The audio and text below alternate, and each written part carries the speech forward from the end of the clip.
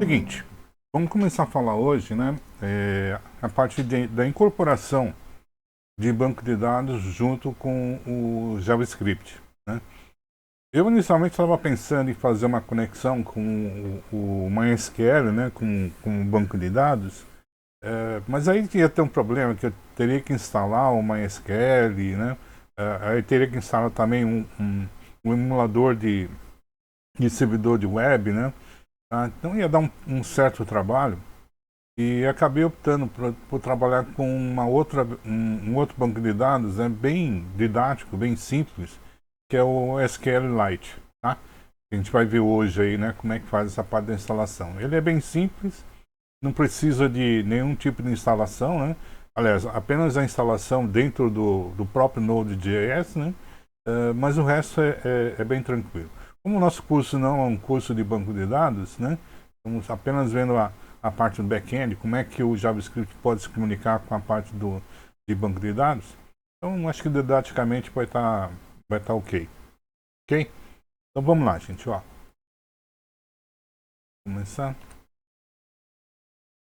Então, a integração entre o código, né, JavaScript e o armazenamento de banco de dados, né, é o que faz com que essas aplicações deixem de ser aplicações estáticas, como a gente estava fazendo com HTML e CSS, e passa a ser aplicações, né, mais condizentes com o mundo real, né? Ou seja, aplicações que são dinâmicas, né, onde a gente interage com a aplicação para atualizar, né, modificar, né, incorporar novas informações, né, dentro de um banco de dados. Tá? Então, o que estava faltando para a gente, para fazer essa parte, para começar, né, a ver a parte de desenvolvimento do back-end, é como é que a gente incorpora, né, um servidor de banco de dados, né, dentro de uma aplicação JavaScript. Tá?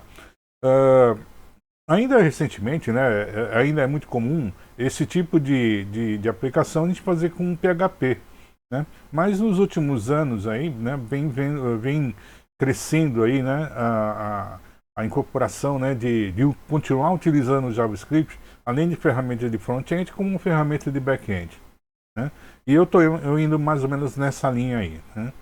Tá? Então, o PHP então, ficaria aí para, né, vocês conhecerem aí a parte, mas também não vai ser muito diferente, né, do que a gente vai ver aqui. Tá? Bem, qual que é a importância de a gente fazer uma integração, né, nesse tal do back-end? Então a primeira coisa é a persistência de dados. Ou seja, sem um banco de dados, né, todas as informações da nossa aplicação, né, como usuários, compras, né, posts que eventualmente a gente incorpore na nossa página, né, assim que você desliga, né, a máquina, o servidor, ele é reiniciado. Ou seja, né, tudo aquilo que eu atualizei é perdido. Tá? Depois tem uma outra, né, que é a questão da segurança e das regras. Né? Então, o JavaScript no back-end atua como um porteiro, né? Ou seja, validando quem pode ler ou alterar as informações antes de salvar o banco de dados. Tá? Então, nessa parte aí, né, o JavaScript acabou incorporando, né, algumas ferramentas, né, de segurança que tornam, né, um uso muito mais, vamos dizer assim, mais flexível, né, mais popular da gente continuar utilizando o JavaScript para desenvolvimento de aplicações, né, back-end. A outra item, né, de importância da integração do back-end é a escalabilidade. Né? Ou seja, ó, essas aplicações com JavaScript, né, elas vão permitir processar milhões de registros, né, de uma forma organizada, já que a gente está trabalhando com banco de dados, né, através de consultas, né, que vão ser eficientes, porque a gente vai trabalhando com um servidor de banco de dados, e que trabalhar com arquivos de texto, né, ficaria muito ruim, né? Ou seja, não seria uma coisa muito eficaz. Tá? Então, trabalhar com banco de dados tem exatamente essa vantagem, né? Além de ela poder ser facilmente atualizada, incorporada, né, com novas informações. Outra coisa também que tem a ver é com a unificação da linguagem. Né? Então, o JavaScript junto com o Node.js, né, a gente pode juntar tanto a lógica, né, da aplicação de front-end quanto a lógica da aplicação no back-end, ou seja, lá no servidor. Então a gente consegue agora manipular dados e como você não tem que aprender uma nova linguagem, né? Então a curva de aprendizado é muito alta, tá? Ou seja, você só dá prosseguimento àquilo que a gente já estava trabalhando com JavaScript, tá? Então, para quem está começando em projeto de sistema de banco de dados, né, o SQLite ela vai eliminar uma série de barreiras técnicas, né, que é aquilo que eu estava falando para vocês. A minha intenção era trabalhar com MySQL, mas eu teria que perder pelo menos uma aula, né, entre instalar o MySQL, configurar o MySQL, transformar e conectar, né, esse MySQL numa aplicação do JavaScript, que eu achei que ia ficar muito, né, muito extenso, né, e não é o foco do curso, tá? Então, para não ter que trabalhar com MySQL, né, eu escolhi o SQLite, né? Então, o SQLite ele é um banco de dados relacional, né, como é um MySQL, só que ele tem uma grande vantagem, né, que ele trabalha com um único arquivo lá no computador, né? Ou seja, sem que a gente precise ter um servidor, né, rodando lá em segundo plano. Tá? Então ele trabalha como se estivesse escondido, né, por trás das aplicações, fingindo ser um servidor de banco de dados. Tá? Então as vantagens da gente usar o SQLite, né, é a configuração zero, ou seja, não exige instalação de serviços, né, muito complexo, né, não precisa configurar portas, né, não precisa configurar os usuários e nem senhas. Tá? A portabilidade também é uma outra das vantagens, porque ele é apenas um arquivo, né? Então, quando a gente estiver utilizando, daqui a pouco nós vamos começar a desenvolver algumas aplicações, ele vai criar um arquivo só, por exemplo, banco.db. Tá? Então, nesse arquivo aí, é o nosso, né, banco de dados vai estar tudo lá. Tá? As tabelas vão estar todas elas configuradas ali. Tá? E uma grande vantagem, né, que o aluno pode mover através de um pendrive, ou seja, na hora que você criar esse banco de dados, né, e você quiser salvar ele, né, coloca um pendrive e grava, né, esse arquivo .db, tá, e você transporta isso para qualquer outra aplicação. Tá? Ele é um SQL real de mercado, então ele utiliza padrões da linguagem SQL, né? Então aqueles comandos do tipo select, where, join, funciona tudo bonitinho, né, dentro do SQLite. O aprendizado é 100% aproveitado, né, porque quando você migrar, por exemplo, um MySQL ou um PostgreSQL, tá, você não vai perder nada. Tá? Você vai continuar trabalhando normalmente, né, nessas outras aplicações. E por fim é leveza, né? Ela roda em computadores, né, antigos, novos, né, que tem pouca memória. Então ou seja, é uma mão na roda, tá? Então trabalhar com SQLite, tá? Vocês vão ver daqui a pouco como é que a gente faz como trabalha com ele. Uma outra grande vantagem, né, é a integração que o SQLite tem com o Node.js, né? Então, a única coisa que a gente precisa fazer no Node.js, né, é instalar um drive de conexão. Tá? E esse drive de conexão é bem simples, a gente vai ver aí daqui a pouco, né, como se faz isso. Tá? Então, o Node.js, ele vai atuar como uma ponte, né, inteligente entre as requisições que chegam na internet e o arquivo de dados. Então, ele vai ser o intermediário entre a nossa aplicação, né, e o arquivo de banco de dados, e o Node.js vai fazer o papel aí da internet. Tá? Então, como a gente está fazendo a parte das transações, né, entre uma aplicação e um servidor de banco de dados.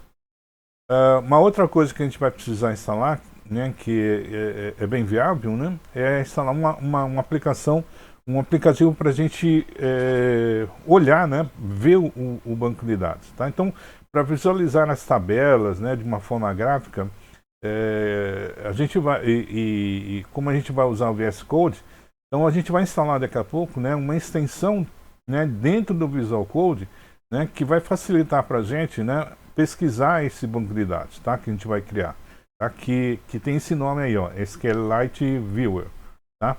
Então a gente vamos instalar essa extensão no Visual Code para a gente poder, né, olhar, né, para dentro desse banco de dados. Tá? O que mais que tem aí? E quando você tiver instalado o SQLite Viewer, né, então você só dá um duplo clique no teu arquivo .db, né? Então ele já vai abrir o banco de dados, né, com uma janela gráfica que vai facilitar bastante, né, a nossa visualização, né, da informação que estão contida em todos os campos. Tá? E ela é muito parecida com um Excel, né? Então ele vai ter linhas e colunas, né? Como mostrasse cada uma das tabelas, tá? E tem uma outra vantagem também, né? Que entre os possíveis campos, né, que a gente pode incorporar nesse banco, a gente pode incorporar, por exemplo, imagens, né? Arquivos do tipo JPG, tá? Então isso nas próximas aulas a gente vai começar a fazer essa aplicação, porque eu vou querer, né, continuar aquela página, né, que eu estava começando, que nós começamos a desenvolver, né, nas aulas passadas, né, daquelas bandas de rock. Só que agora eu vou colocar, né, as informações da banda dentro, né, de um servidor de banco de dados, e as imagens eu vou colocar ali, né, e possivelmente as músicas, tá? Então vamos ver se dá para a gente incorporar, né, trechinhos das músicas, né, um arquivo MP3, né, dentro desses arquivos aí. Tá? Então na hora que a gente estiver resgatando a informação de uma dessas bandas, né, a gente vai poder ver, além do histórico, né, podemos ver, né, uma imagem, fotos e eventualmente, né, um trecho de uma das músicas, né, dessas bandas. Tá?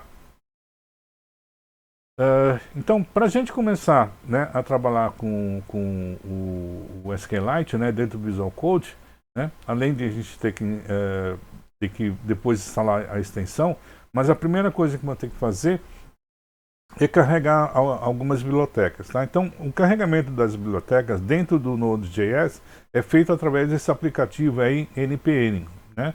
Então, a gente vai ter que dar, né, na hora que você estiver abrindo o VS Code, né, você vai abrir uma janela terminal no VS Code, né, e vai dar esses dois comandos que estão aparecendo aí, né, o npm init.y e o npm install.sqlite3. Tá? Então, daqui a pouco a gente vai falar, né, o que significa cada um desses comandos aí. Né? Então, esses comandos eles servem, né, para preparar na pasta do seu projeto para que o Node.js consiga entender, né, e usar código de terceiros, né, ou seja, as bibliotecas dentro do VS Code. Tá? Então, explicando melhor aí, ó, né? O que faz o comando npm init-y, né? Então, ele é um inicializador do projeto. Então, ó, esse comando informa o Node.js que a pasta agora, né, é um projeto oficial de programação. Tá? Então, ele cria automaticamente um arquivo de texto chamado package.json, né, dentro da sua pasta. Tá? Então, o JSON é um tipo de arquivo, né, que é quase que um arquivo de especificações, né, que cada aplicativo vai ter. Tá? Então, package é um pacote, né? Tá? Então, dentro desse pacote aqui, a gente vai ter as especificações, né, do projeto que a gente vai estar desenvolvendo. Tá? Deixa eu ver se tem mensagens aí.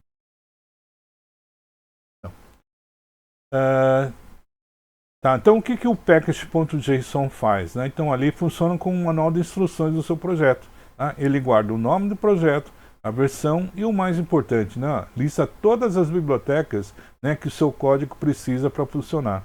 Tá? É como se eu descrevesse dentro de um pacote, dentro desse arquivo JSON, né, a especificação do projeto. Né? Então, qual é a versão, qual é o nome do projeto, né, quais as bibliotecas estão utilizando ali. Tá? E esse "-y" aqui, esse parâmetro "-y" aqui, o y quer dizer de yes, né? Então, ele significa o seguinte, né? Que toda vez que ele tiver, na hora que ele está fazendo a configuração do init, se ele estiver fazendo alguma pergunta e eu tenho que responder, quando eu coloco o "-y" aqui, automaticamente ele vai estar respondendo yes para todas essas perguntas. Tá? Então isso facilita, né, bastante aí a parte da configuração e fica bem rapidinho. Tá? Então, ó, na hora então que a gente adicionar o programa npm init.-y, né, ele vai criar automaticamente esse arquivo package.json. Tá? Quando a gente estiver instalando ele, a gente vai ver como é que fica esse arquivo aí. O segundo comando, o npm install SQLite 3, né, esse é o instalador, né, do banco de dados. Tá? Então, esse comando serve para baixar o código que ensina o Node.js a conversar no banco de dados SQLite. Né? Então, ele acessa o servidor do NPM, né, e baixa todos os códigos necessários para manipular os arquivos SQLite. Tá? Ele cria uma pasta, ó, node, né, underscore models, né, então a gente vai ver também ele criando essa pasta, né, e joga esses códigos lá dentro. Né? Então ele vai automaticamente, né, criar essa pasta, né, e todos os nossos arquivos que a gente for criando, né, ele vai jogar dentro dessa pasta aí. Ó, ele adiciona também, né, o SQLite 3, né, na lista de dependências dentro daquele arquivo package.json criado no passo anterior. Tá? Então esse SQLite 3, né, é justamente o drive de banco de dados, né, que eu vou informar que ele vai colocar lá naquele arquivo package.json, né, que esse módulo foi instalado. Tá? Então toda vez que alguém quiser saber, né, como é que o projeto foi desenvolvido, vai saber ali, né, que eu utilizei o banco de dados SQLite, né, para aquele projeto. Tá? Ó, por padrão, o JavaScript não sozinho não sabe como ler, criar ou salvar dados em um arquivo de banco de dados. Tá? Ao instalar o pacote SQLite 3, ó, o seu código passa a ter suporte para rodar comandos como dbrun, né, por exemplo. O dbrun vai ser justamente um comando, né, dentro do banco de dados que faz rodar, né, consultas, né, tá? As queries que a gente vai acabar desenvolvendo. Na instalação do módulo SQLite 3 também é criado um arquivo package.lock, né, .json. Tá? Ou seja, é criado também um outro arquivo JSON, mas aí é já especificamente, né, para a parte do banco de dados. Tá? O arquivo package.json é o arquivo que controla, edita e serve como manual geral do seu projeto, guardando o nome do seu projeto, versão, autor, script de inicialização e as bibliotecas instaladas, né, como SQLite 3. O arquivo patchlock, ó, é o arquivo que o Node.js controla sozinho e funciona como uma foto de uma pasta, da pasta, né, Node Models, guardando a versão exata de absolutamente tudo que foi instalado. Tá? Então dá para ver aí, né, que esses arquivos JSON, né, justamente são arquivos, né, que contêm as informações significativas daquele projeto. Então, desde o nome do projeto, versão do projeto, né, até todos os arquivos, né, todos os drives, né, todos os módulos que a gente está utilizando, né, nesse projeto. Tá? Tem uma coisa que é um pouco chata, né, que eu acabei descobrindo meio na prática aí, ó. Se lá no terminal do VS Code não rodar o NPM, né, que pode acontecer isso aí, como estava acontecendo comigo quando eu estava fazendo algum, né, o projeto, né, pode ser que a tela, né, do terminal seja uma tela do PowerShell. Tá? Então o PowerShell é uma aplicação tipo um command.com, né, um tipo de terminal, né, que foi criado pela Microsoft. Tá? Na verdade, era para substituir o command.com, né? Mas eles continuam existindo, né? Esses dois aí, tá? Então, naturalmente, quando você abre, né? Pede aqui, né? Faz acionamento do novo terminal, normalmente ele vai abrir um terminal do tipo PowerShell, né? Só que no PowerShell, eu não sei porquê, né? Os comandos do NPM não funcionam direito, ele não é reconhecido, tá? Então, na hora se por acaso isso acontecer, faz o seguinte, né? Você abre um terminal, né, do tipo command.com, tá? Então daqui a pouco a gente vai ver, né? Vai abrir uma janelinha, né? Na hora que você ver os tipos de terminais, né? E vamos escolher o command.com, tá? Ok? Então daqui a pouco a gente vê isso, vamos fazer isso, tá? Mais algumas informações a respeito do SQLite, né, o 3. Ó. O modo SQLite 3 no Node.js atua como um drive de banco de dados. Então, ó, ele permite que a sua aplicação JavaScript ou TypeScript, né, que é um outro tipo de linguagem de script, né, conecte a um banco de dados SQLite. Então, possibilitando a criação de tabelas, inserção, leitura e manipulação de dados localmente de forma estruturada, sem precisar de um servidor de banco de dados externo. Né? Principais funcionalidades, ó, ele faz uma conexão local, né? Ou seja, ó, ele vai criar e vai gerenciar banco de dados armazenados diretamente no arquivo, né, que está no teu disco. Por exemplo, meubanco.db. Tá? Então esse arquivo você vai criar lá dentro, né, naquela pasta, né, do teu projeto. Tá? A execução de consultas, olha, ele permite rodar comandos e consultas padrão, né, da linguagem SQL. Né? Então, ó, você vai poder usar o select, o insert, o update, delete, tá? E outras tantas. Né? As operações são síncronas, né? Então eles usam métodos não bloqueantes, o que impede que um servidor Node.js, né, trave enquanto aguarda a leitura e escrita de dados. Tá? Então vai facilitar bastante, né, as nossas aplicações. A prevenção de injeção SQL, então ele suporta parâmetros nomeados ou de interrogação nas consultas para garantir segurança contra ataques de injeção. Né? O arquivo JSON, o JSON, né, é a sigla de JavaScript Object Notation. Né? Então ele é um formato de texto, né, leve.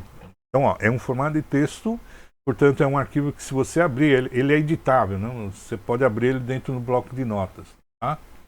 E é usado para armazenar e transportar dados. Então, ele serve como uma ponte para diferentes sistemas trocarem informações de forma rápida e organizada, sendo facilmente lido tanto por humanos quanto por computadores. Né? Então, é uma linguagem que está sendo muito utilizada aí, né, para fazer essa comunicação entre várias máquinas, né, ou vários sistemas, garantindo a portabilidade, né, da integração desses dados aí. Né? Então, ó, embora ele tenha o nome, né, dá para ver o nome, acaba incorporando aqui o JavaScript. Então, naturalmente, essa notação, ela era uma notação originária lá do JavaScript. Tá? Então, ó, embora tenha sido derivado da estrutura do objeto do JavaScript, hoje ele é um formato independente suportado por praticamente todas as linguagens de programação. Tá? O arquivo JSON é composto, né, por dados organizados de duas entradas básicas. Tá?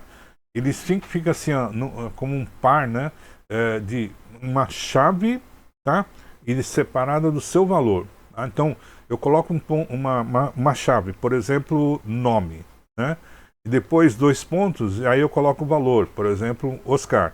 Tá? Então, eu faço a integração, né, um par de informação entre a chave, tá? Ou seja, qual é o significado daquele campo e qual é o valor que ele está assumindo ali. Tá?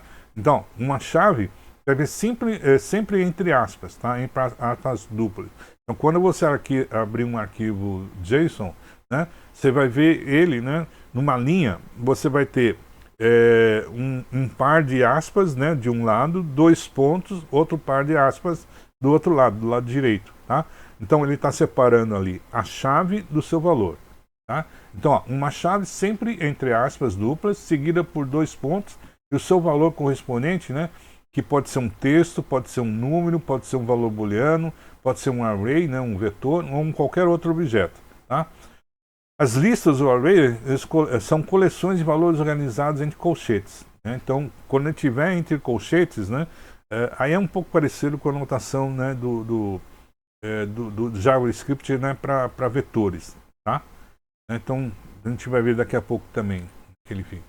Para que ele serve, então? Ó, no desenvolvimento de software e no JavaScript, o JSON é utilizado para diversos fins práticos. Né? Então, ó, comunicação com APIs, né? É um formato padrão utilizado quando um site ou aplicativo precisa enviar ou buscar de um servidor, né, como uma lista de produtos de uma loja ou a previsão de tempo.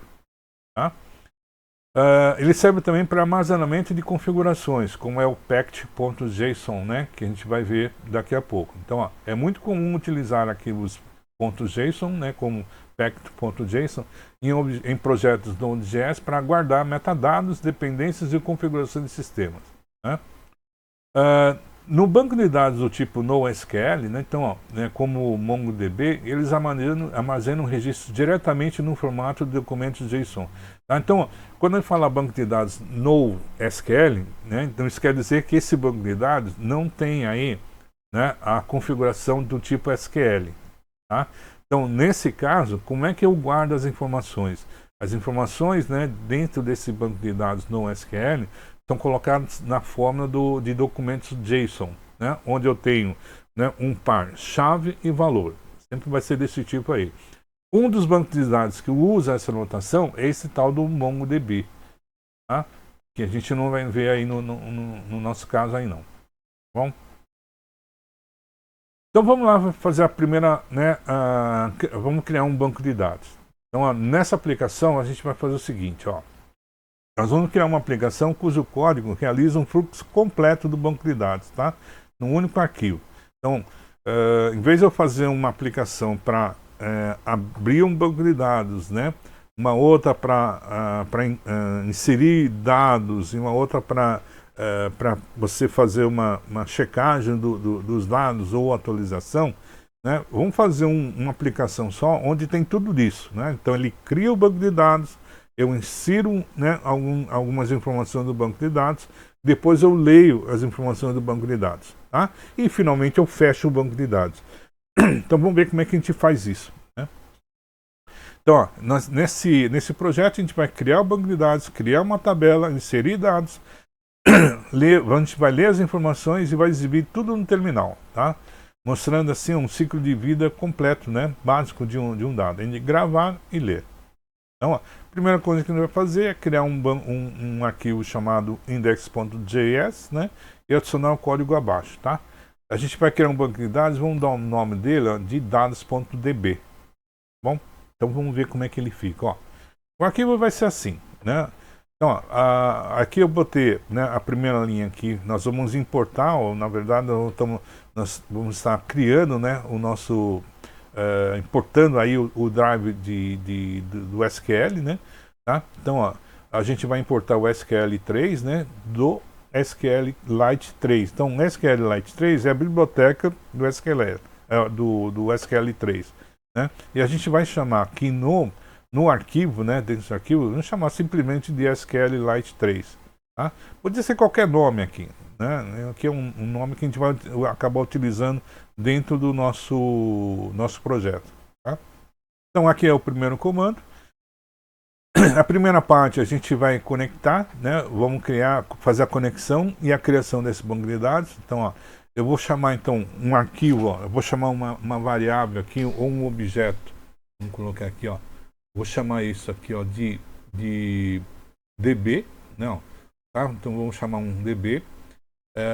Aqui está como um const, né? Mas poderia ser uma variável qualquer aqui, um letDB, né? Então vou definir que esse objeto db aqui, ó, ela vai ser o que?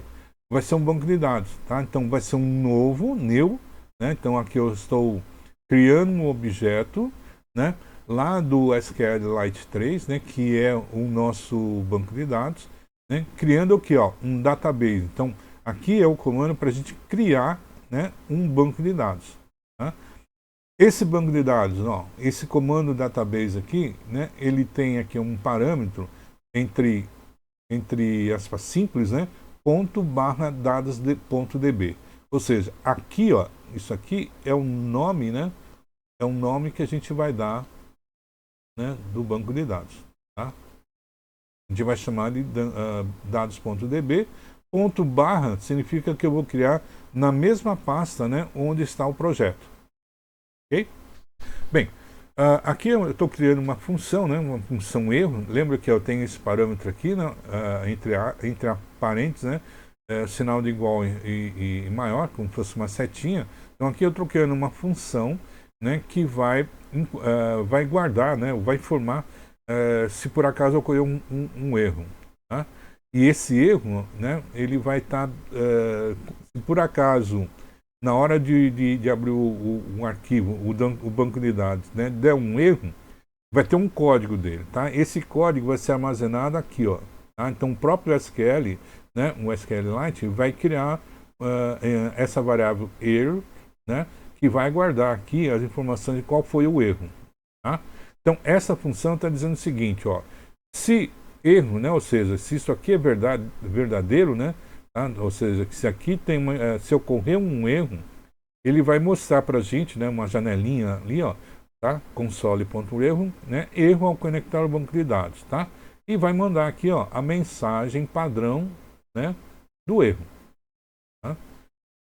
Se por acaso, né, não der nenhum erro, né, ou seja, ele conseguiu criar o banco de dados, então vai vir uma mensagem, né, simplesmente uma janelinha dizendo o seguinte, ó, conexão com SQLite estabelecida com sucesso. Então, ele acabou de criar um banco de dados com esse nome aqui, ó, dados.db. Bom? Então, essa aqui é a primeira parte, né? Então, na criação, então, essa parte aqui, a gente cria, né, o banco de dados.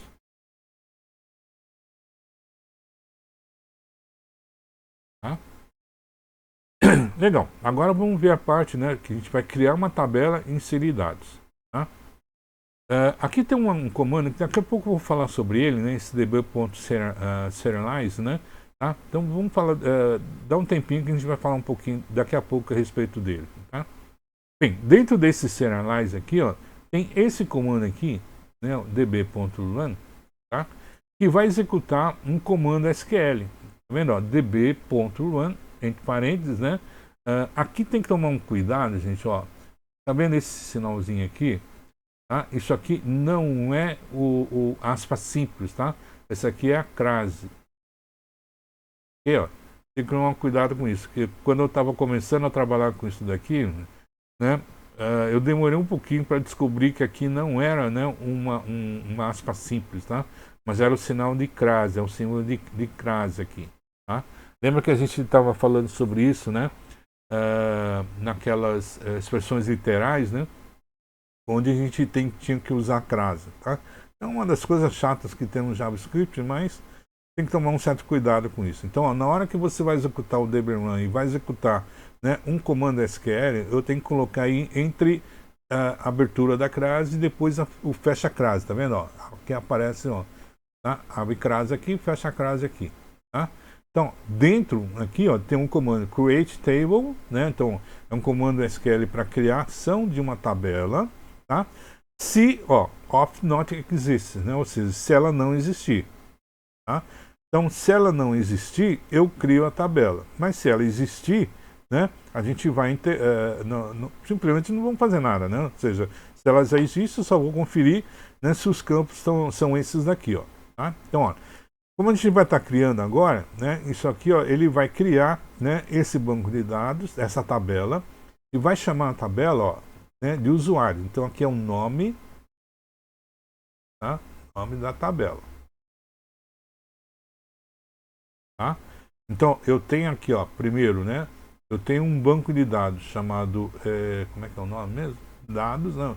Então, aqui está o arquivo dados.db, tá? E agora eu estou criando aqui uma tabela, né? Uma tabela que chama usuários, né? Então, usuários é o nome dessa tabela, tá? O que tem dentro dessa tabela? Eu botei 3 campos dentro dessa tabela, né? Um campo chamado, que eu estou chamando de ID, né? Um outro campo chamado de nome e um campo de e-mails, né? Nesse campo ID, ele vai ser um integer, né? Um inteiro, né? Que vai servir de chave primária, tá? É a chave primária e ele vai ser, né, incrementado automaticamente, tá? Então ele começa do, né, ID igual a 1, né? O primeiro dado, né? Se estiver incorporando mais um dado, vai ser o 2 e assim por diante, tá? Então, eu tenho aqui um auto incremento. Bem, essas informações vocês sabem, já viram, né, gente? Só para não estou falando grego aqui. Em banco de dados, vocês já viram essas informações aqui, né? Chave primária. Tá, então tá legal. Então, o ID aqui, então ele vai ser a nossa chave primária, então vai ser o identificador daquela fase, né, daquele registro, né?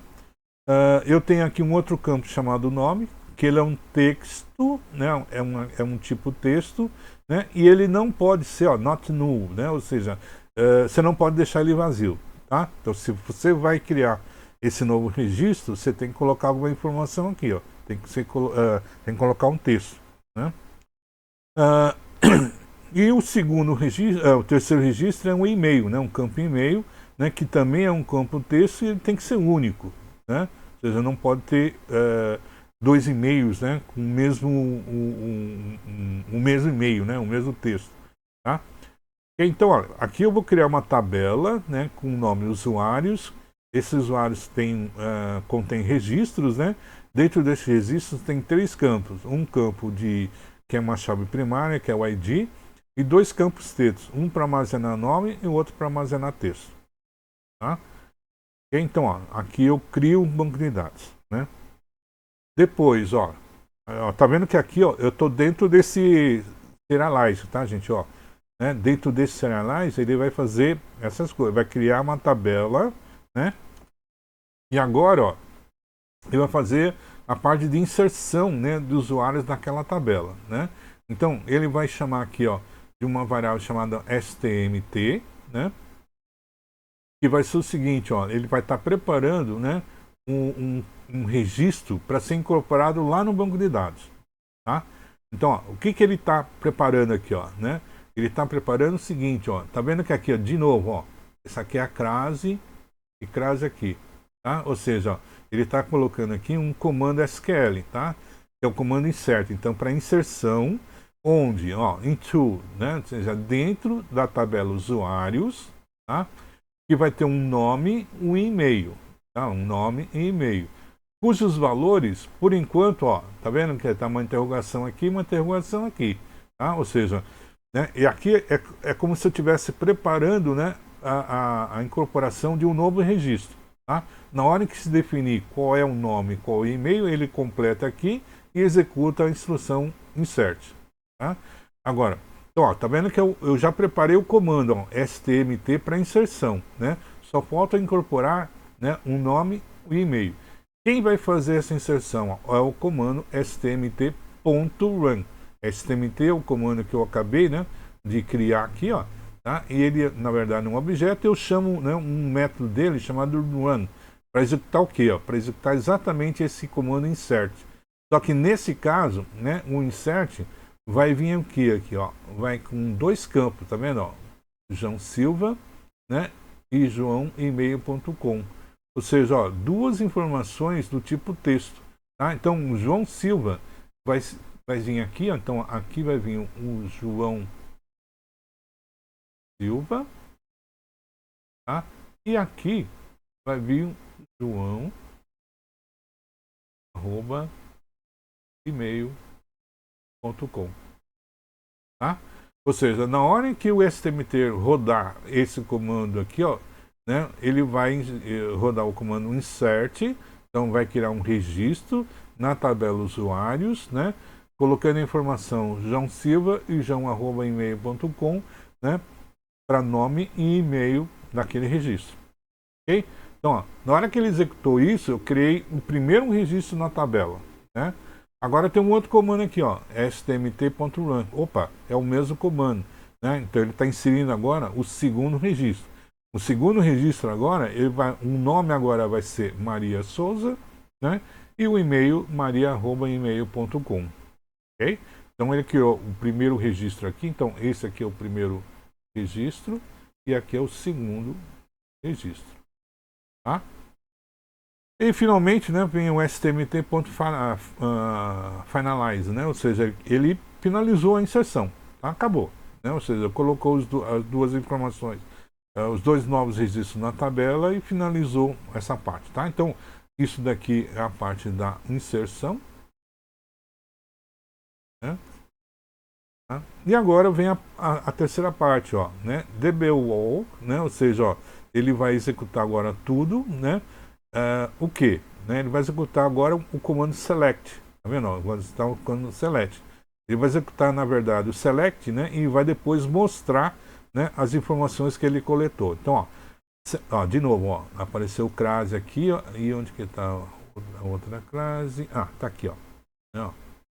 Bom, então, ele vai executar o comando select, então ele vai selecionar todos os registros, né, da tabela usuários, tá? Então ele vai pegar todos os registros da tabela usuários e vai jogar, ó, dentro de uma lista, ó. Tá vendo? Ele vai jogar dentro de uma lista, abre colchetes, fecha colchetes, tá? Então, na verdade, é como se ele estivesse criando aqui, né, uma tabela, né, uma matriz, né, vamos dizer assim, uma matriz que tem, né, aqui, né, uma matriz que tem 2 registros, tá? Aqui, ó, é o nome, né, e aqui é e-mail, tá? Então vai vir a informação João Silva né, joão@email.com, e o segundo é Maria Souza, né, e e-mail maria@email.com, tá? Então vai criar essa lista, ó, né? Essa lista é essa daqui, ó, tá? Bem, ele vai executar essa função, né? Essa função aqui, ó, tem dois parâmetros, né? Tem um parâmetro erro, se ocorrer algum tipo de erro, né? Então, o próprio sistema aqui, ó, né? Se por acaso ocorrer um erro, ele vai jogar uma informação de erro aqui, né? E se por acaso não ocorrer, né, nada de errado, ele vai gerar essa lista aqui, ó, tá? Rows, né? Isso aqui é uma lista, né? Quem é essa lista aqui, ó? Ele vai dar o nome para esse cara aqui, ó, essa tabela aqui, tá? Então, lista vai ser essa tabela, né, que está sendo alocada aqui, ó, tá? Então, executa essa função. Aí, dentro dessa função, né, ele confere o erro, tá? Se por acaso esse erro aqui, ó, é não vazio, né, ou seja, ele tem alguma coisa aqui, né, throw erro. Esse throw aqui é como se fosse lançar o erro, né? Tá? Isso aqui é uma coisa de programação orientada a objetos, né? Que é a parte de quando ocorre um problema, né? Ocorre um erro, tá? O próprio sistema, né? Ele identifica o erro e lança esse erro, né? Lá para o sistema operacional que está controlando isso, tá? E o sistema operacional vai tomar as devidas providências para ver o que aconteceu. Encerra, aborta o programa, sei lá, né? Aí vai ficar, depende de cada sistema. Mas se por acaso, ó, não ocorrer nenhum erro, então ele passa, né, ele curto-circuita esse if aqui e vai executar esse comando rows aqui, ó. Quem que é o rows? Ó, lembra que o rows eu falei que é essa lista, tá? Como é uma lista que tem várias linhas, né, dentro dessa lista, eu vou usar um método dele, ó, chamado for each, tá? Esse for each é como se fosse um comando for, né? O each é cada, né? Então para cada, na verdade para cada linha, para cada uma dessas linhas, né? Cada um dessas linhas que ele está chamando de row, ó, então isso aqui é o rows inteiro, tá? Quando ele chama, ele faz esse each aqui, ó, esse comando row aqui, ó, ele pega uma das linhas, tá? Então aqui é uma das linhas, a primeira, tá? O que ele vai fazer aqui dentro, ó? Ele vai chamar um console.log. Lembra que console.log é um comando lá do JavaScript, né? Que vai lançar uma janelinha, né? Lá no navegador e vai informar o seguinte, ó. Ele vai informar aqui, ó. De novo, gente, ó. Aqui é crase e crase, tá? Então, ó, aqui é aquelas... como é que a gente chamava mesmo? Putz, esqueci o nome, né? Caramba, eu esqueci o nome dessa acho que é tag iterada, né? Tá vendo? Ó, aqui tem um dólar, né? Ó, também tem um dólar, né? E tem uma chave, que é uma lista, tá? Tá vendo que, ó, aqui dentro, né? Ó, ele tá escrito assim, ó, row.id. Row, tá, na primeira vez, ele está apontando para a primeira linha dessa lista, tá? Ponto .id, na verdade, é o número, né? Esqueci, né? De colocar. Na verdade, ele tem 3 campos, não. ID aqui, né? Tá? Então, ó, ele vai pegar a informação que está aqui. Então, se ele está na primeira linha, o ID dele vale 1. Tá? Então, no lugar de row.id, vai vir a informação 1 aqui. Ó. Aí vem um tracinho, dólar, row.nome. Então, ele vai pegar o nome que está aqui. O primeiro nome é João, né? Então, ó, vai aparecer aqui, ó, João Silva. Tá? E depois abre um parênteses, né? Dólar row.email, né? Então vai aparecer aqui, ó, João @email.com, tá? Ou seja, vai informar essa informação aqui. Então lá na janela, né? Do navegador vai aparecer assim, ó, tá? Traço, né? João Silva, tá? Entre parênteses, João @email.com,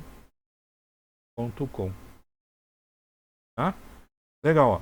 Aí ele vem para cá, né? Vai pegar o próximo, então ó, vai pegar o próximo low, então o low automaticamente vai para a segunda linha, tá? Na segunda linha o ID vale 2, então aqui vai aparecer o 2, traço Maria Souza, tá? Entre parênteses, Maria arroba gmail.com.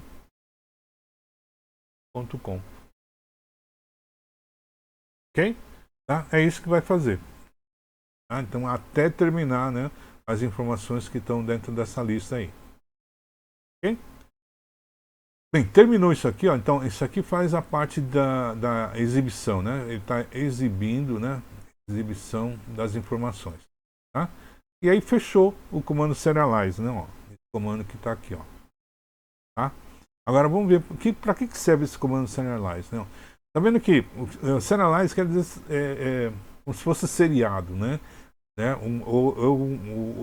No fundo aqui ele significa, né, que ele está executando tudo isso daqui em sequência, né? Bem, qual é o detalhe aqui? Eu tinha que colocar esse db.serialize, né, e colocar essas três funções dentro dele. Na verdade, eu não precisaria colocar isso, tá? Mas se eu não colocar isso, né, o problema dessa aplicação sem o serialize é que ele vai tentar, né, executar todos esses comandos create, inserir, né, e exibir tudo de uma vez só. Tá? Então, o serialize, né, faz com que ele só vai executar a próxima instrução quando a anterior for terminada. Tá? Que é o que a gente gostaria que ele fizesse mesmo. Tá? Então vamos ver aqui, ó. Eu coloquei mais uns detalhes. Deixa eu falar aqui, ó. Deixa eu ver, onde é que eu coloquei?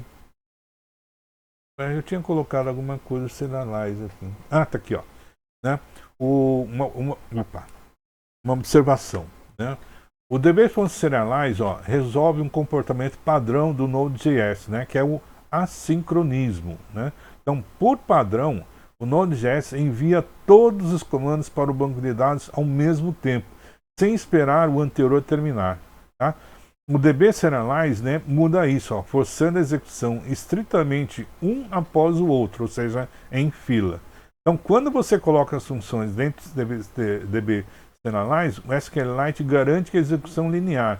Então, ó, por isso que eu tenho colocado aqui, ó, dentro do serialize, né, que ele começa aqui, ó, começa aqui, né, e vai terminar onde? Não, termina aqui, ó, tá? Então, ó, ele vai primeiro, ó, primeiro ele faz isso, não, então o Node envia o comando de criação, né? O banco de dados processa e cria a tabela, não, dbrun o create, tá? Aqui eu coloquei errado, tá? Não é aspas aqui, né? Terceiro, ó, os caras só executa esse bloco, ó, que é o bloco de selecionar, né, todas as informações, depois que a tabela, né, tiver toda ela pronta, tá? Então, o serialize então evita, né, que entupa, né, o banco de dados, tá? Então o Node.js ele acaba enviando todos os comandos, né, da SQL, tudo de uma vez, né, para o banco de dados, e aí pode ter algum problema, né, de sincronismo, ok? Então, por isso que a gente tem que colocar o serialize ali, né, tá?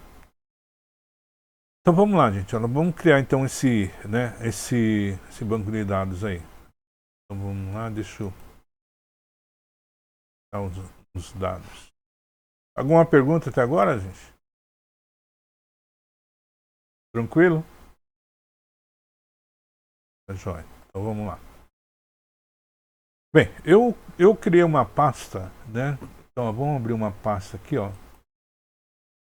Que tá, onde que eu coloquei? Na área de trabalho, tá? Projetos PWI, né?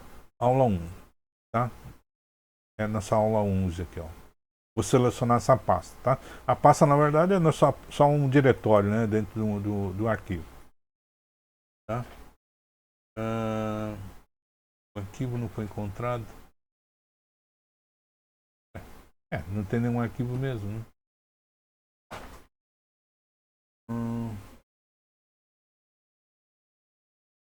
Tá, ele tá tentando criar o série.js J, né? Então, tudo bem. Bem, então aqui, olha, né? Vamos lá.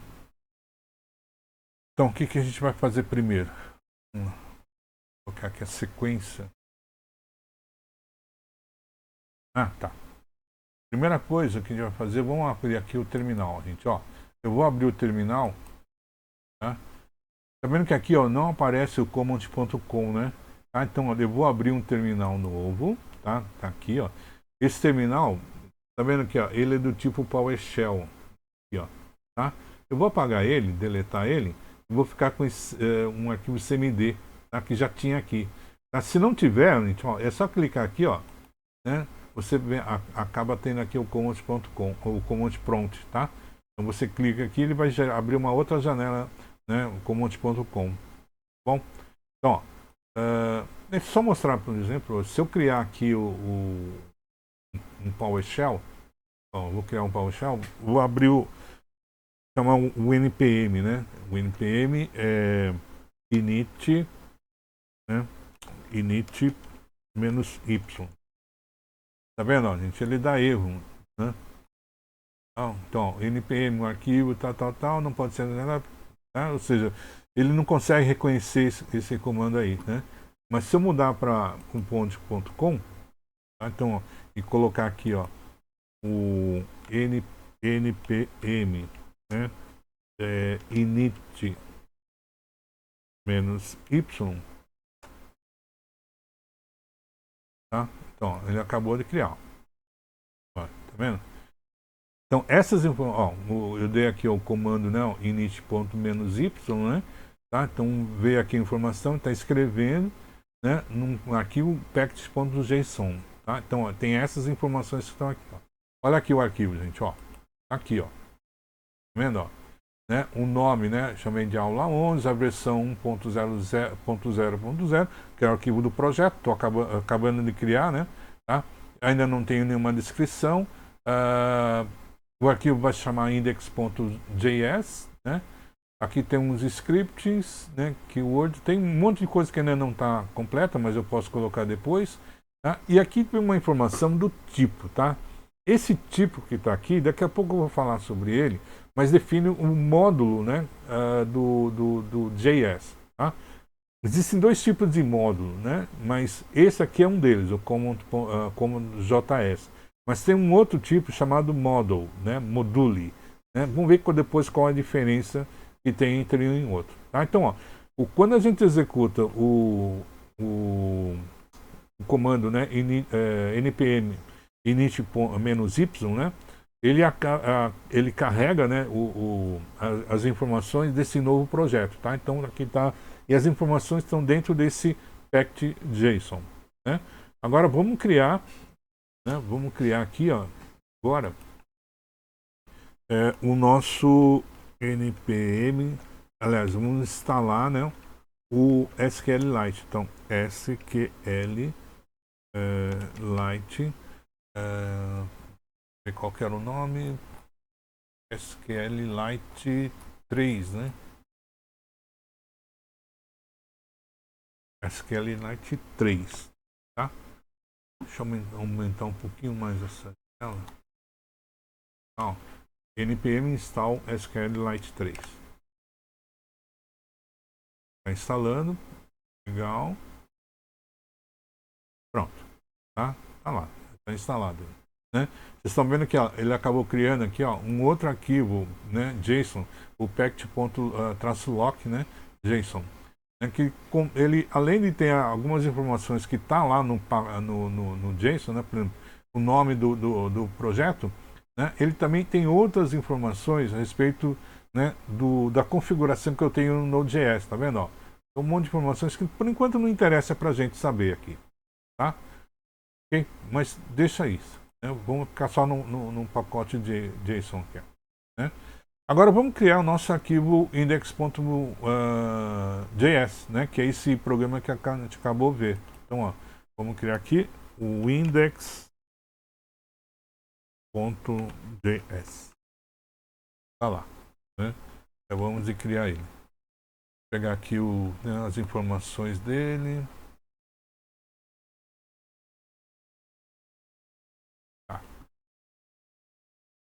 se eu tenho, onde é que... Então, ó, vamos lá. Ah, já copiei eles aqui, ó. Já vamos colocar ele aqui.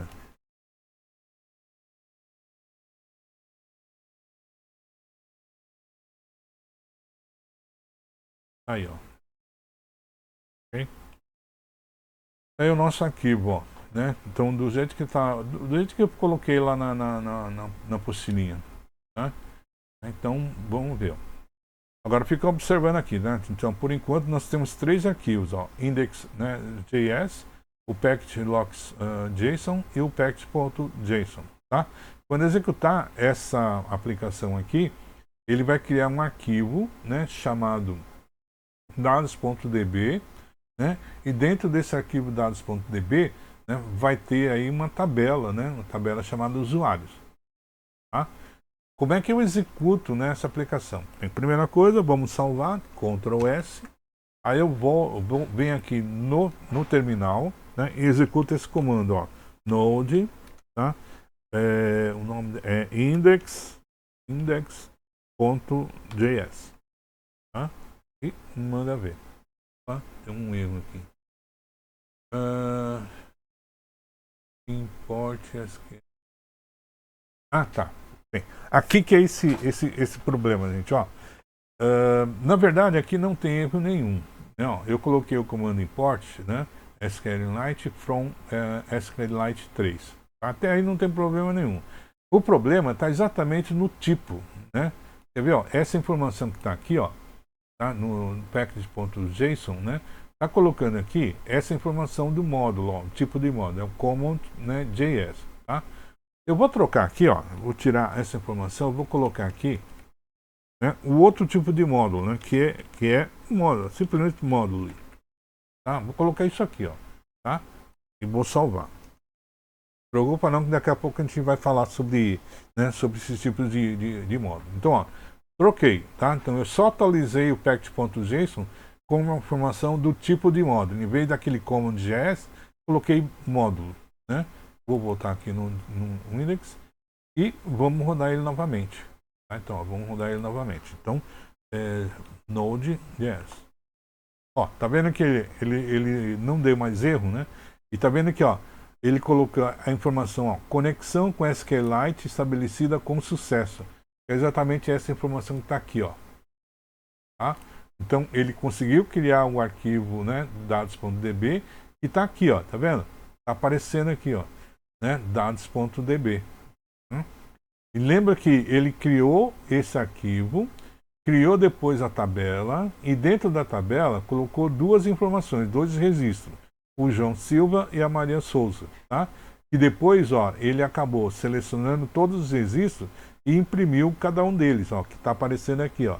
O ID, né, 1-João Silva, entre parênteses, joão@email.com, 2, Maria Souza, entre parênteses, maria@email.com. Joia? Tá? Então aqui é uma forma, a gente viu então como é que a gente cria esses arquivos, né, e vê cada uma dessas informações, né? Agora, gente, ó, se eu quiser, por exemplo, quer dizer que para eu ver, né, o que tem dentro das tabelas, eu preciso, né, criar uma aplicação para abrir o arquivo, né, selecionar todos os registros e imprimir um por um. Dá um trabalho, né, fazer uma aplicação só para poder ver isso daí, né?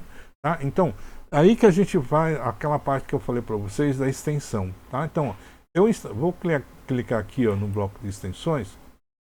Aqui tem onde eu tenho instalado, então tem instalado várias, né, algumas extensões aqui, mas uma em particular que eu quero mostrar para vocês é essa daqui, ó. Deixa eu ver aqui, tá.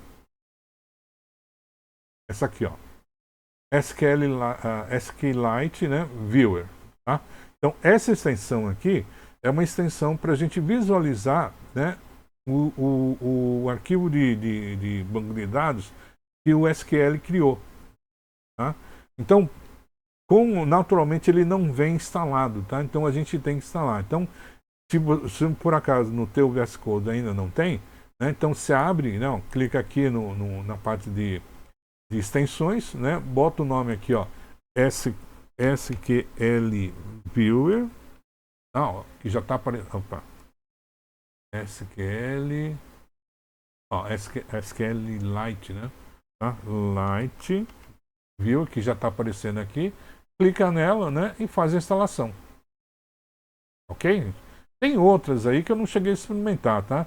Eu peguei essa daqui que é a mais comum, né, que o pessoal acaba utilizando aí, tá? Então, essa instalação, essa extensão já está aí, né? Então vamos ver como é que a gente trabalha com ele, né? Então, ó, deixa eu conectar ela lá.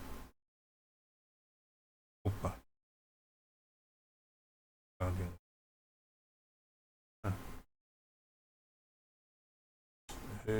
Conectar o meu arquivo, né?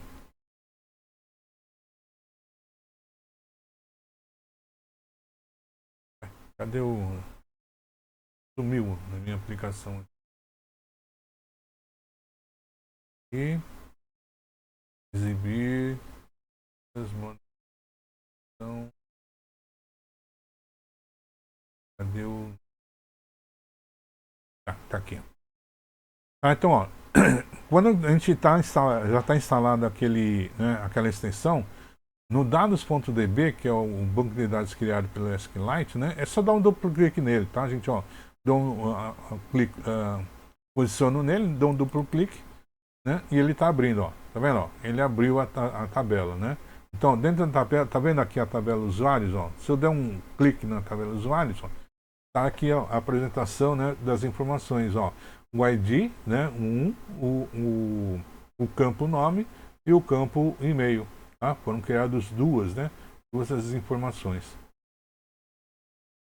Bom, tá? Só para a gente ver um pouquinho mais, antes, ó, eu vou rodar ele novamente, só vou colocar aqui, né, mais dois nomes aqui, ó, sei lá.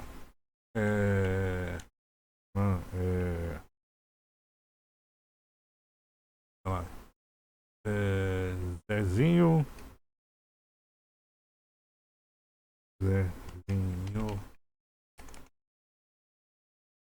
Filho, tá? Vou colocar aqui, ó.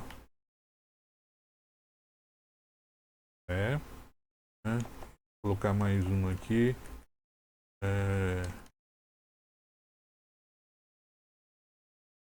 Foto. Foto tosco. Foto. Vou botar aqui o nome. Ok? Então, coloquei mais duas informações novas aí, né? Então, vamos rodar de novo, ó. Vou salvar, né? E vamos rodar ele vamos rodar ele de novo. Então, ó, tá vendo que agora ele manteve, né, os dois anteriores e acabou incorporando mais dois, tá? Se eu for lá no dados.zb, ó, clique aqui no usuário, mas por que ele não criou?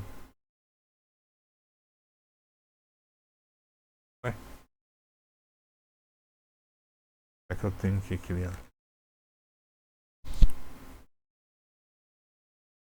E é engraçado, né?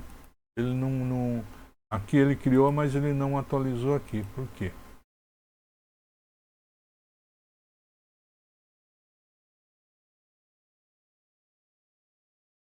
Estranho, né? O aplicativo diz que ele já incorporou mais dois registros, mas não está aparecendo aqui. Não sei. Bem, talvez daqui a pouco ele atualize.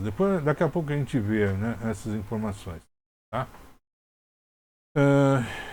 Vamos lá, vamos ver, voltar lá um pouquinho para os dados.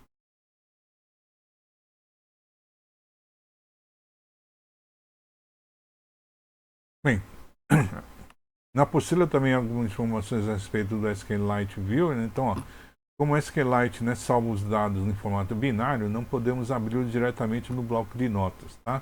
Para visualizar e editar suas tabelas, né, vamos instalar a extensão do VS Code. Então, instala a extensão chamada SQLite Viewer dentro do VS Code. Em seguida, né, clique no arquivo dados.db, criado na raiz do seu projeto, para visualizar o o conteúdo, é aquilo que a gente já viu, tá? Bem, então aqui eu coloquei o passo a passo, né? Quando vocês estiverem estudando, o que faz cada um daqueles comandos, né? Então, o primeiro comando que tem lá um import SQLite 3 from SQLite 3, ele faz a importação, né, do SQLite para dentro do arquivo, né? Depois, ó, tem a conexão com o banco de dados, né? Então, a conexão é feita pelo esse comando, né, db igual a new. Então, new, né, é a instrução, né, para criar o banco de dados. Na verdade, é o objeto banco de dados, né, que vai fazer parte do SQLite 3, né, que é exatamente esse cara que a gente acabou de importar, tá? Então, o método é chamado de database, onde eu passo aqui o nome, né, do banco de dados, né, e aqui eu posso verificar, né, algumas informações a respeito do erro, tá, que eventualmente pode acontecer. Então, ó, abre uma conexão com um arquivo chamado dados.db na mesma pasta do projeto. Se o arquivo de dados não existir, o SQLite, né, cria ele na hora automaticamente. O bloco if erro, né, serve para avisar no terminal se houve um erro, né, de permissão para criar o arquivo, né, ou se deu tudo certo, tá? A execução em fila, então aqui é a execução do comando, né, serialize. Então, ó, força o banco de dados a executar comandos, né, um depois do outro, né, em ordem estrita, né? Então, o Node.js executa tarefas de forma assíncrona, tudo ao mesmo tempo. Sem o DB serialize, o programa tentaria ler os dados select antes mesmo da tabela terminar de ser criada, gerando erros, tá? Então, para evitar esse tipo de coisa, coloca tudo dentro desse bloco, né, serialize, né, que ele vai executar em sequência e cada comando só vai poder ser executado quando o anterior tiver terminado, tá? Aquela observação que eu já tinha feito, né? A criação da tabela, né? A gente pode usar o comando dbrun, né? Então, a dbrun, ele faz a criação da tabela, então cria uma tabela chamada usuários com regras de estrutura. Então, o ID é o número inteiro que serve como identificador, né, único e aumenta sozinho, né? Por isso que vem aquele parâmetro, né, de autoincremento, tá? O nome é um campo de texto obrigatório, então por isso que vem aquela informação not null. O e-mail é um campo de texto que não aceita repetições do banco, tá? Então ele tem que ser único, né? Aqui ele faz a parte da inserção segura, né? Então ó, ele cria esse objeto STMT, né? Que na verdade ele tem um objeto, né, onde tem ele está preparado para executar um comando de inserir, né, um novo registro na tabela, tá? A única coisa que tem que fazer é chamar ele e passar as informações, né, dos campos nome, né, e e-mail, né? O identificador não precisa porque ele é autoincrementado, tá? Então não há necessidade disso. E aqui eu chamo, né, o nosso SMT para executar o comando de inserção, né? E aqui eu estou passando, né, o nome e o e-mail. Então, ó, resumidamente, ele prepara um modelo de comando usando interrogações, né, tá, como substitutos temporários. A segurança, né, o método stmt.run coloca os dados reais no lugar das interrogações. Isso limpa o texto e impede ataques de injeção de SQL, né? STMT finalize, né, avisa o sistema que terminamos de usar esse método e libera a memória do computador, né?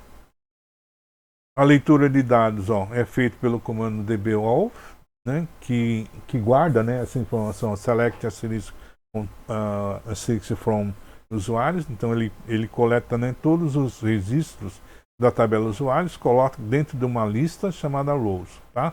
Então ele faz uma busca por todas as linhas da tabela usuários.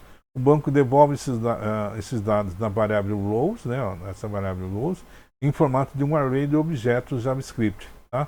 O loop for each, né, passa de linha em linha e exibe os dados estruturados no terminal, tá? E fechando, né, o aplicativo, ele fecha o banco de dados, tá? Então descarrega o programa do arquivo do banco de dados, do dados.db, desocupa o arquivo e garante que tudo que estava na memória RAM foi salvo com segurança no disco rígido. Tá bom?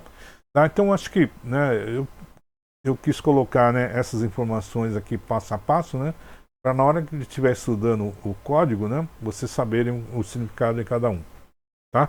E aqui você já dá para perceber, né, por exemplo, que Aqui eu fiz um programa, né? Que é um programa só que faz tudo, né? Ele cria a tabela, insere dados, né? Só que é um dados que eu já coloquei, né? Já informei isso, né? Então ele está fixo e depois faz a leitura, né? De todos esses registros e imprime para a gente. Né? No caso real, na verdade, ele não vai fazer nessa sequência. Tá? Talvez a primeira coisa a se fazer é criar o banco de dados, né? Em segundo, criar as tabelas, mas a partir desse momento, né, a inserção, né, a leitura dos dados, a pesquisa dos dados, né, ela pode ser feita dependendo do usuário. Tá? Então aí você vai criar depois, a gente vai começar a criar depois, né, a partir na semana que vem, algumas aplicações. A gente vai criar, né, uma página, tá? Onde a gente vai criar um banco de dados e uma forma, né, de você fazer, uma opção de fazer a inserção de dados, tá? A edição de dados, né? A eliminação de dados, né? Deletar informações, fazer leitura das informações, listar todos os dados. Ou seja, vamos criar uma aplicação, né, onde a partir do momento em que criou o banco de dados, inseriu dados ali, a gente pode manipular do jeito que a gente quiser. Tá? Então, podemos inserir, podemos deletar, podemos editar, podemos fazer a leitura, podemos pesquisar, né? De uma forma bem ampla. Tá bom?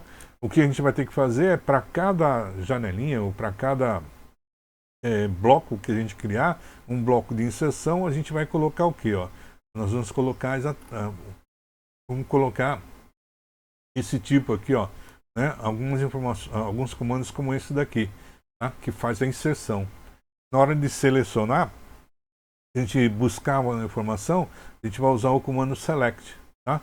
Só que às vezes, em vez de colocar o asterisco, né, o asterisco que está trazendo tudo, a gente vai colocar alguma forma de fazer uma pesquisa aí, né? Tá? Por exemplo, eu quero selecionar todo mundo que tem um domínio e-mail de, sei lá, gmail.com. Tá? Então a gente vai começar a fazer algum tipo de pesquisa a respeito disso. Bom? Bem, aqui em instalação do avião. Tá. Legal. Tá? A segunda prática, aí a gente já vai começar a fazer o seguinte, ó, vamos criar um servidor de banco de dados. Né? E vamos, em vez de a gente fazer a leitura, né, fazer a leitura das informações dentro do terminal, né, do Node.js, né, vamos trazer essas informações para uma página HTML. Né? Vamos criar isso como se fosse... Ele traz informações dentro de uma página. Tá? Então, esse código ela vai criar um servidor web nativo do Node.js que vai se conectar a um banco de dados SQLite. Na verdade, ele vai conectar exatamente aquele banco que a gente acabou de criar, tá? O dados.db. Né? Vai buscar informações de uma tabela e vai renderizar uma página HTML diretamente no navegador do usuário. Ou seja, em vez de mostrar as informações num terminal, a gente vai jogar essas informações dentro de uma página HTML. Tá? A principal diferença desse código anterior é que esse não fecha o banco, né, um db.close, porque ele precisa ficar ligado o tempo todo, né, esperando as requisições das pessoas na internet. Né? A gente vai dar um nome para esse arquivo aí, né, de server.js. E vamos adicionar o seguinte código. Então, ó, o código, essa é uma parte, né? Vamos ver daqui a pouco. Então, ele é um pouquinho mais longo, né? Tem, ó, ele vai até aqui, ó. Tá? Então, vamos ver aqui, ó, pedaço por pedaço. Deixa eu ver se eu escrevi isso daqui. Antes de mais nada, né? Tá vendo que essas duas informações aqui, que estão aqui, ó, né, nós vamos acabar mudando lá no arquivo real, tá? Eu acabei colocando na apostila, porque eu fiz essa apostila na semana passada, né? Tá? Eu coloquei essas duas informações aqui e acabei esquecendo de fazer uma alteração aqui, tá? Por que eu vou ter que fazer uma alteração? Por causa daquele tipo, né, de módulo que a gente inseriu lá no comecinho, tá? Então, ó, por causa dessa informação aqui, ó. Tá? Essa informação aqui, ó. Esse type aqui, ó. Tá? Lembra que ele estava como common.js, né? como um padrão aí, tá? Eu alterei isso. Eu tive que alterar isso porque ele não estava reconhecendo, né, os comandos, tá? não reconheceu, né, a importação daqueles módulos, né? Então eu tive que fazer uma mudança aí, né? E aqui eu acabei esquecendo de colocar isso. Então, a dica é o seguinte: se no teu arquivo JavaScript que vai trabalhar com banco de dados, né, ou vai acabar incorporando, né, HTML, né, se aparecer o comando require aqui, ó, gente, né, require, esse comando require, né, ele existe, né, ele continua existindo, ele vale tranquilamente, né, só que ele é uma forma, vamos dizer assim, mais antiga de escrever códigos em JavaScript, tá? Ok? Né? O modo moderno, né, a gente não usa o require, né, a gente usa import. Tá? Então, ó, tá vendo que aqui, ó, eu estou chamando require para criar, né, o objeto HTTP, tá? E o require aqui, ó, para a gente carregar o SQLite, né? Lá no outro, naquele primeiro, eu coloquei um import, não coloquei com o SQLite 3 require, né? Então, eu coloquei um módulo aqui, ó, deixa eu colocar uma informação nova, que é isso aqui, ó, um sistema de módulos, né? Tanto é que, gente, ó, deixa só um detalhe, né? Lá na atividades, né? Na semana passada, o que eu tenho aqui, ó, é aquele arquivo, esse arquivo aqui, ó, PWB JavaScript, né, em banco de dados, tá? Hoje eu coloquei, eu repeti, né, a mesma apostila da semana passada, mas eu coloquei um adendo aqui, né, um complemento aqui, ó, dessa apostilinha aqui, que é justamente isso que eu vou mostrar agora para vocês, tá? É isso aqui, ó, é o sistema de módulos. Então, um sistema de módulos é a forma como o Node.js, né, organiza, divide e compartilha blocos de código entre diferentes arquivos do seu projeto. Em vez de criar um único arquivo grande, né, gigante, com milhares de linhas de código, você separa suas aplicações em arquivos menores, né, independentes, que ele chama de módulos. Tá? Então, é justamente a técnica para dividir e conquistar. Tá? Em vez de você ter um único arquivo aqui, ó, enorme, você pode dividir isso daqui em vários arquivos, tá? Vários modelinhos de arquivos. Né? Isso é o que o JavaScript chama de módulos, né? Um sistema de módulos. Bom, então, ó, em vez de criar um único arquivo gigante com milhares de linhas de código, você separa a aplicação em arquivos menores e independentes. Cada arquivo tem seu próprio escopo fechado e decide o que quer exportar para que outros usarem, tá? Então, cada um desses módulos aqui, ó, eles são independentes entre si, né? Então, se esse arquivo aqui precisa fazer a importação do módulo SQLite, então ele faz a importação do módulo SQLite. Agora, esse módulo, se não precisar, né, de acesso ao SQLite, ele não precisa fazer essa importação, ele tem um independente do outro. Bom? Né? Então, essa é a técnica de fazer a parte da divisão em módulos.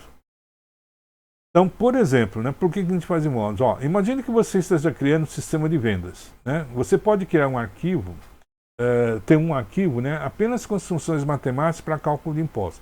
Por exemplo, você criou um arquivo chamado calculus.js, tá? Que é um módulo isolado, que aqui só teria a parte das funções matemáticas, né, para fazer as contas da engenharia econômica lá do sistema de vendas.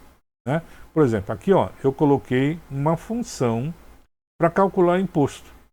Tá? Então, se você passar para ele o valor, um certo valor, ele retorna para a gente qual é aquele valor mais a taxa, né? Ou qual é a taxa relativa ao imposto sobre aquele valor.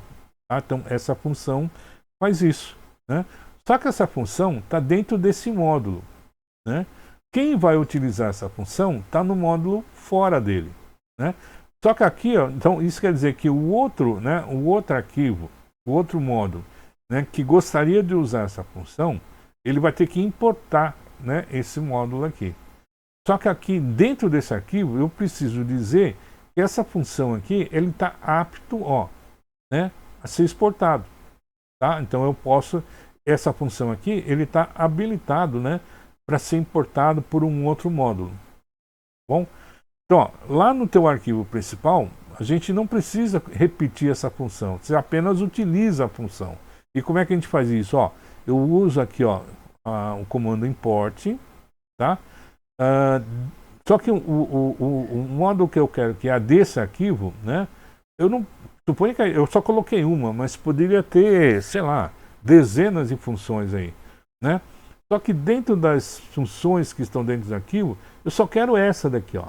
Eu só preciso dessa daqui. Então, tá vendo? Ó, import entre chaves. Calcular imposto. Por que calcular imposto? Quem que é isso aqui, ó? Isso aqui é exatamente este nome aqui, ó. Tá? Então, eu vou importar desse arquivo aqui, ó, from do arquivo cálculo.gs. Então, cálculo.ge é esse módulo que está aqui, ó. Esse módulo que está aqui. Então, da importação desse módulo cálculo.gs, eu só quero trazer esta função calcular imposto. Tá? E aí, dentro desse arquivo principal, olha, o preço final é igual a calcular imposto 100. Boto o 100 aqui, ele me traz aqui qual é o preço final. Tá? Já incorporando, né, o preço junto com o imposto. Tudo bem? Né? Fez sentido agora por que a gente, né, cria esses módulos? Tá? É a mesma coisa quando a gente está programando em C, qualquer outra linguagem, né, a gente separar o nosso programa em vários módulos, né? Cada um desses módulos ele pode ser compilado separadamente, né? E lá dentro, na hora que eu estou linkando o meu arquivo, né? Tá? O próprio sistema de link edição vai trazendo, né, para dentro do teu código aqueles módulos, aquelas funções, né, que são exportadas, né? São importadas de outros módulos externos. Tá? Então, legal. Né? Então, por isso que a gente faz a gente usa esse comando import. Né? Agora vamos ver o seguinte, ó. O Node.js ele tem dois sistemas, né, de módulos que por enquanto, né, eles acaba sendo os dois são válidos, né? Então eles estão coexistindo ainda hoje, tá? E isso na verdade dá uma confusão, né? Porque eu estava trabalhando sempre com um módulo padrão, né, o que é o antigo. E misturava com coisas novas, né? Então dava uma confusão danada, tá? Então, olha, os dois modos que existem hoje, os dois tipos de modos, é o CommonJS e o ES Modules, né? O CommonJS ele foi criado especificamente para o Node.js rodar no servidor quando o JavaScript ainda não tinha, ele não tinha um sistema de módulo próprio, tá? Quando você usa esse módulo CommonJS, você usa o comando require, tá? E módulo do tipo export. Tá? Bem, o ES Modules, né, que é o moderno, é o padrão oficial, tá vendo? Ó, o padrão oficial criado pelos criadores do JavaScript para funcionar de forma universal tanto no servidor, né, que seria o Node.js, quanto no navegador. Tá? E para isso, ó, eu vou usar o comando import e o export. Acabamos de ver. Tá? Então, no Node.js, o parâmetro type, que é aquele que estava lá no JSON, né, ó, tá? No arquivo package.json, define qual sistema de módulos o ambiente deve utilizar para interpretar os arquivos JavaScript no seu projeto. Tá? Então, ó, tá vendo que naquele primeiro programa, né, vamos voltar lá, ó. Ó, tá vendo? Ó? Esse aqui é o index.js, né? Tá vendo que aqui, ó, eu utilizei a forma moderna, ó. Tô usando um import, ó. Tô usando um import, né? Só que lá no package.json, o tipo que estava lá quando foi criado o package.json, né, estava no common.js, né? Ou seja, eu estava usando um padrão antigo. Portanto, quando eu executava o index.js, dava erro. Né? É aí por isso que eu tive que ir lá no arquivo JSON, né, ó, nesse arquivo JSON, né, e troquei a cola por módulo. Tá? Então, o type módulo, né, ele vai utilizar esse padrão novo. Tá? E no padrão novo, em vez de require, eu preciso usar, né, o import. Tá joia, gente? Né, toma cuidado, né? Então, na hora que vocês começarem a estudar, quando você fazer o npm install, init.is, tá? Ele vai criar o arquivo JSON, depois abre dentro dele, né, e vê se o type, qual é o tipo de módulo que ele configurou. Se for aquele comando JS e você vai utilizar o comando import para importar módulos, então troca ele, ó, por módulo, tá? Se o teu programa, teu aplicativo está usando require, né, então deixa aquele comando JS, né, trabalhando lá, né? Porque é assim que ele vai entender direito. Tá joia? Então só toma cuidado com esse tipo de informação, né? Eu realmente eu confesso que eu perdi um tempão danado, né? Verificando isso, e depois que eu fui, caiu a ficha, né? E falar deve ser o problema de importação, né? O problema do módulo, tá? O que mais que a gente tem aqui? Legal.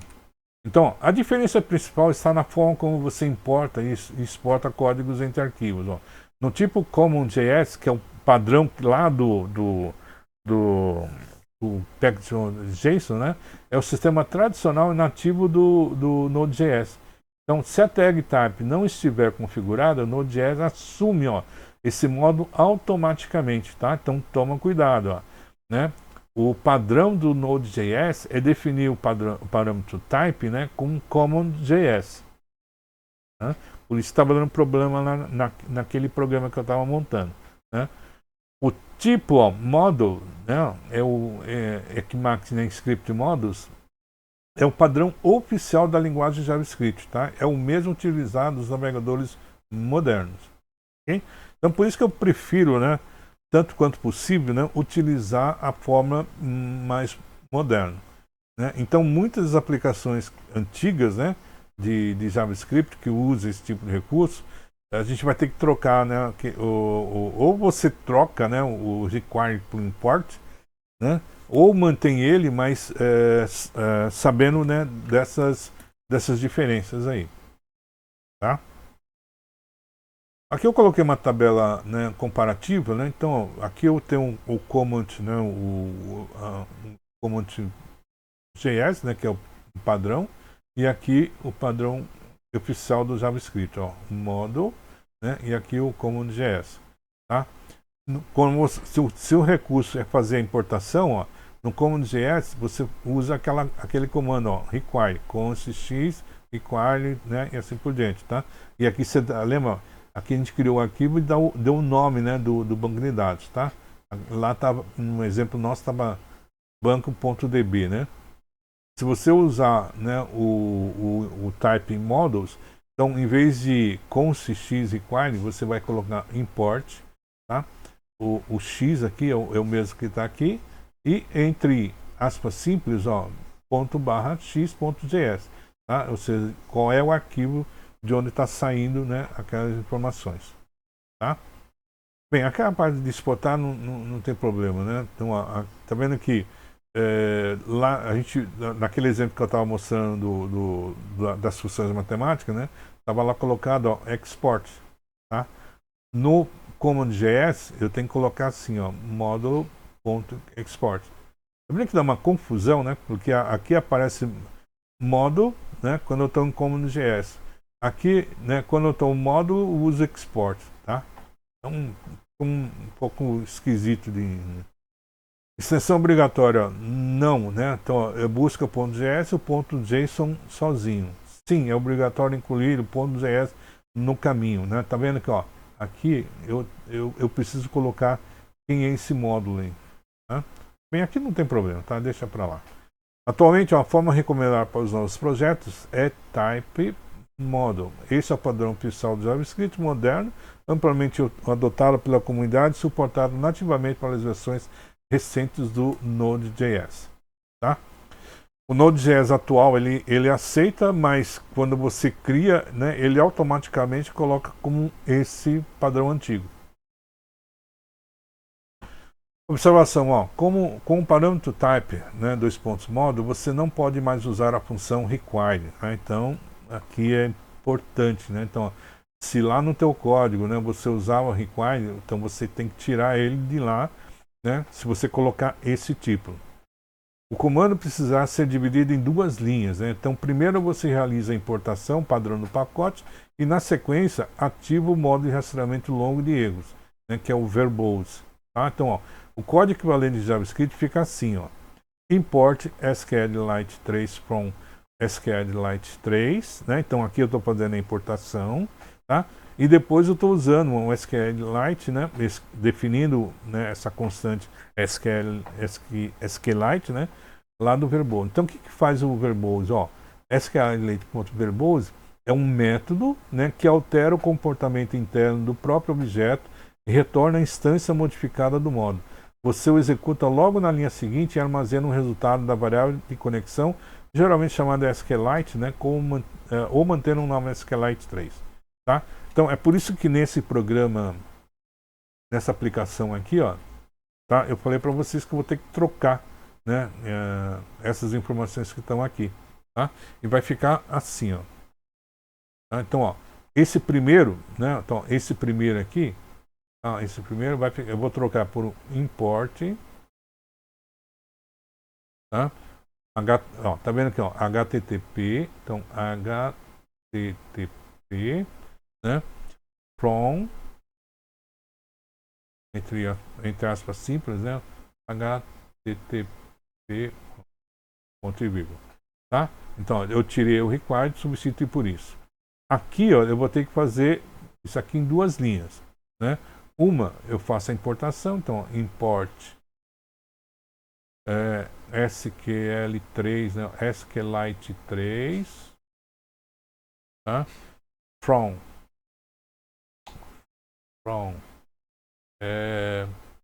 SQLite 3, ponto e vírgula, né? Agora sim uso o verbose, ó, const SQLite igual SQLite 3 ponto verbose.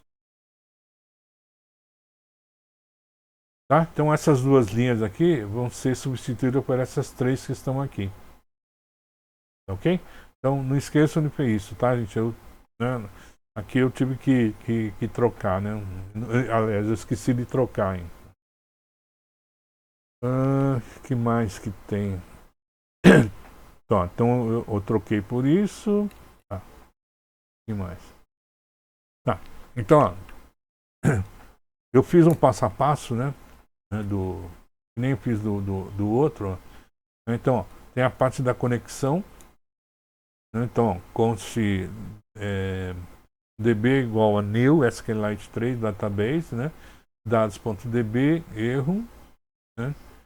Então, ou se tem se ocorrer um erro, né, ele manda uma mensagem de erro, se não, né, conectando ao banco de dados SQLite, tá? Aí eu crio a tabela, né, ó, botando dentro do Serialize, né? Tá vendo? Estou criando aqui criando a tabela, né? Se ela não existir, tá? Só tem um detalhe, né, gente? Ó, eu estou agora utilizando uma outra aplicação, server.js. Eu já executei aquela outra aplicação anterior, index.js. Tá? Na index.js já foi criado esse banco, tá? Já foi criado esse banco. Né? Então, na hora que ele vai rodar esse comando aqui, create table if not exist, né? Então, olha, como ele existe, ó, né? Ele vai criar se não existir. Como ele existe, ele vai pular tudo isso. Tá? Não vai precisar saber disso. Ok? A única coisa é a informação da configuração, né? Que ele vai ter dois campos, né? Aliás, eu só estou pegando aqui, ó, a informação do identificador e nome. Tá? Aqui nesse caso aqui, ó, eu não estou utilizando o e-mail, né? Então daquela tabela lá, eu só peguei duas informações: a tabela do identificador e a tabela do nome, a coluna do nome. Aí eu vou mostrar um exemplo, né? Então, ó, ele vai inserir, né, um nome Ana se a tabela estiver vazia. Então, ó, db.get select count asterisco as total, ou seja, ele vai selecionar e vai contar quantos registros tem e vai jogar essa informação para total, para essa variável total, tá? Então, ó, ele já abriu o banco, né? Se o banco existir, legal, ele continua. Se o banco não existir, ele cria o banco. Se ele for criar o banco, gente, ó, se for criar o banco, né, esse total vai estar zero, né? Porque ele acabou de criar, né, o banco, vai criar a tabela usuários, não tem nada, então o total é zero. Ok? Bem, aqui aquelas informações se dá erro, né? Tá? Mas se e guarda o row. Lembra que o row, né, é exatamente aquela tabela, né? Aquela lista, né, das informações que estão dentro dessa tabela, tá? Mas se por acaso a tabela está vazia, né? Se a tabela está vazia, esse total é zero. Então, ó, e o row, portanto, ele está, esse row aqui, ó, esse row, ele está apontando para uma tabela que não tem nada, está vazia, tá? Olha só o que tem aqui dentro, ó. If row.total, né, for igual a zero, ou seja, ó, se essa informação é nula, né, o que ele faz, ó, db.run insert, então ele vai inserir para dentro da tabela usuários o nome. Que nome? Isso aqui, ó, gente, tá vendo? Esse nome aqui, ó. Tá vendo, ó? Tá? Ele vai colocar essa informação lá dentro, tá? Mas se por acaso, né, que nem agora, eu acabei de colocar tem mais 2 nomes, então tem um total de 4 nomes dentro daquele arquivo. Então o total vale 4. Quando ele chega aqui, isso aqui dá falso, portanto ele não faz nada, tá? Detalhezinho, vocês estão vendo esse sinal aqui, gente, ó, igual, igual, igual, tá? Tem erro de sintaxe aqui? Alguém sabe que operador que é esse? Se você, em JavaScript, lembra que quando eu quero testar se, sei lá, se 1 mais 2, né, é igual a 5 mais 3, tá? Eu quero fazer um teste de igualdade, é igual, igual. Tá? Então isso aqui ou vai dar falso ou vai dar verdadeiro. Só que aqui, tá vendo que tem 3 sinais iguais, um seguido do outro? Isso aqui é alguma coisa válida ou é um erro de sintaxe? O que vocês acham aí? Alguém sabe o que é isso? O Alan respondeu, é a tal da igualdade estrita. Né? É o seguinte, ó, no caso da igualdade estrita, além do conteúdo que ele vai verificar a igualdade, ele verifica se os conteúdos são de mesmo tipo. Tá? Então, não é apenas o valor, né? Tá? Ele vai conferir se os tipos de se o tipo de um é igual ao do outro. Tá? Então, vamos dizer assim, te dá mais segurança, né, nesse tipo de tratamento, tá? Ok? Então, ó, o igual, igual, igual, né, é o teste de igualdade estrita, né? Ou seja, ele manipula, né, ele compara, né, valor e tipo. Bom? Bem, depois que ele abriu o banco de dados, né, e se o banco de dados era novo, não tinha dado nenhum, ele colocou pelo menos um dado, então ele botou um nome lá, né, então, de Ana. Caso contrário, nós vamos ter aquele banco que nós acabamos de criar, que tem 4 informações, né? O que ele vai fazer agora? Ó? Ele vai criar o nosso servidor. Então ele está criando o nosso servidor HTTP. Como ele está criando um servidor HTTP, eu posso agora criar páginas, né, HTML que vão fazer, né, pedidos, né, requisições para esse servidor aqui. Tá? Então, esse servidor vai estar intermediando, né, o acesso àquelas informações que estão lá dentro do banco de dados. Tá? E o comando é isso, ó, eu vou criar aqui uma variável, né, um objeto chamado server, né, que vai ser oriundo, né, desse comando aqui, ó, HTTP. Lembra que HTTP, né, foi criado aqui, né, gente, ó. É nessa constante, ó, tá? Então, ó, eu vou chamar o método dele, ó, create server. Então ele está criando o servidor, né? Aqui dentro tem uma função com 2 parâmetros, né, rec e res. Res é o resultado, tá? Rec é a requisição, né? Então o que são esses 2 parâmetros aqui, ó?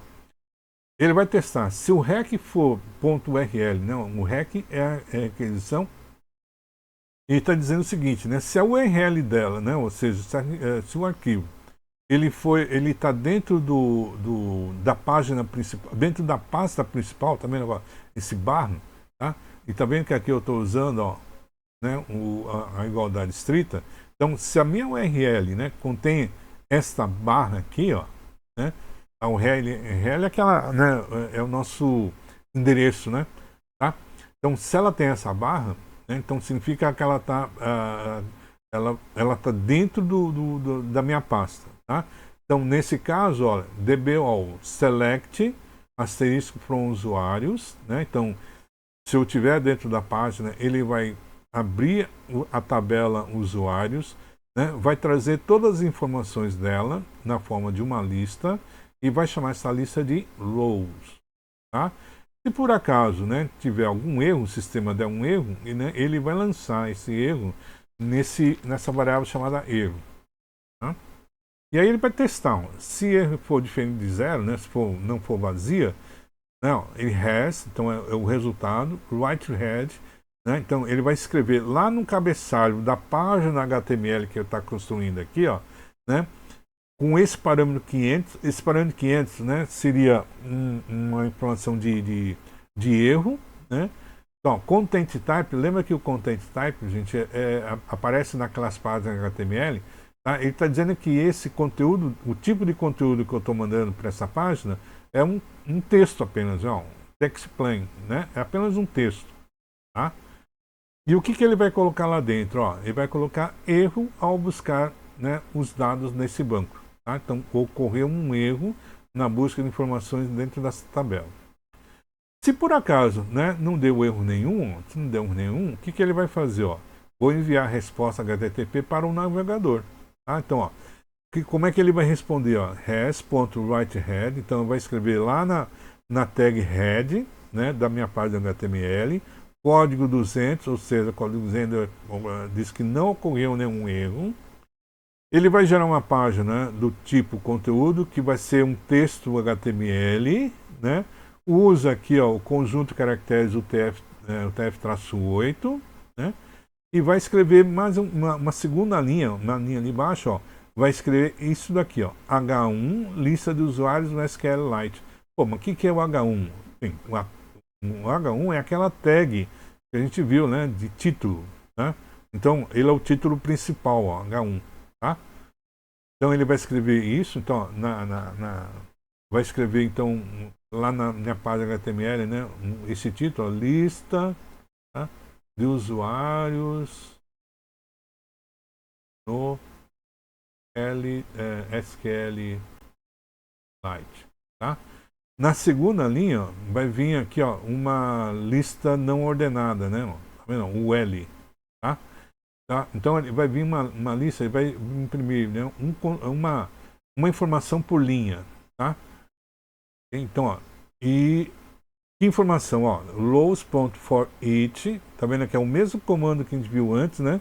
Tá? Então ele vai fazer quase um comando for, linha por linha, ó, linha por linha, e em cada linha ele vai escrever o que, ó? Vai escrever um item, ó, uma lista, né? Então ele vai colocar acho que é um pontinho, né? Acho que é um ponto, eu não lembro agora, tá? Vai escrever assim, ó, ID, dois pontos, né? $row.id, tá? Então vai colocar o número identificador dele. Então, se for o primeiro, vou escrever 1, traço, nome, tá? Dois pontos, row.nome, ó. Vai escrever o nome aqui, tá? João, alguma coisa, né? E /li. Então, ó, ele terminou a primeira linha, né? Se tiver mais alguma, ele vai para a próxima, vai colocar um outro pontinho aqui e vai escrever a mesma coisa, tá? Quando ele terminar tudo isso daqui, ó, ele encerra a lista não ordenada e termina tudo isso, tá? Depois disso daqui, ó, se por acaso tudo isso aqui deu errado, ó, né, só para de um erro, né, ele vai escrever, ó, Whitehead 404, é o famoso erro 404, tá? Lá naquela página, né, ó, página não encontrada. Bom, se por acaso deu tudo certo ou deu erro, né, logo depois disso daqui, ó, vem o server.listen, que a gente já viu na última aula, né? Tá? Então agora ele está ligando, né, o nosso servidor, né? Abrindo a porta 3000, né? E informando isso aqui, ó, dando essa mensagem, né? Console.log, servidor rodando em HTTP localhost 2 pontos, né, 3000. Então ele está informando aí, ó, onde é que está, como é que eu faço para abrir essa página lá no navegador, tá? Terminando isso daqui, né, eu chamo lá o node.server.js, tá? E vamos abrir essa página lá no navegador e deve apresentar todos os dados que a gente colheu daquele banco de dados. Bom, então vamos lá ver, né, dentro do nosso arquivo. Eu vou trazer aqui, vamos criar então o nosso arquivo server.js,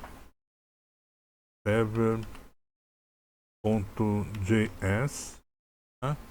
Eu vou trazer aqui, já que eu já fiz aqui, vou trazer ele aqui, ó. Peraí, fazendo arquivo errado, um pouquinho. É daqui.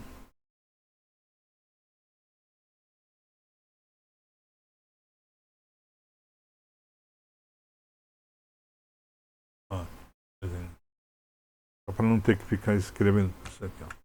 Aí, ó. Todo o arquivo aqui, ó.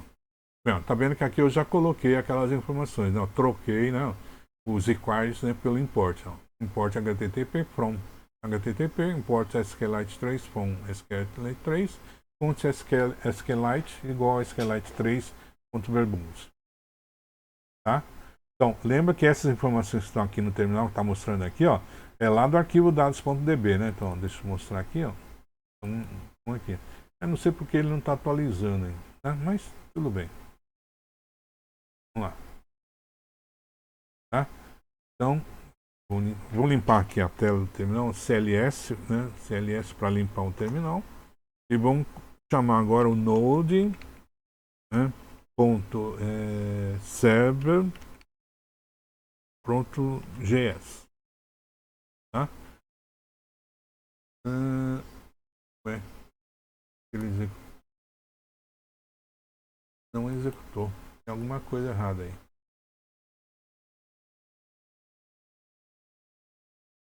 Deixa eu ver. Será que ele apagou o npm?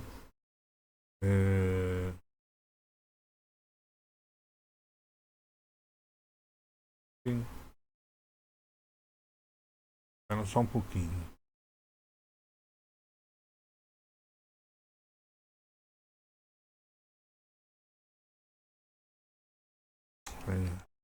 Talvez eu não tenha mais instalado, né? Deixa eu ver se trocar.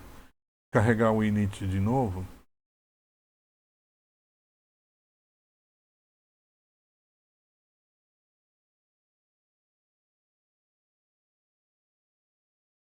npm install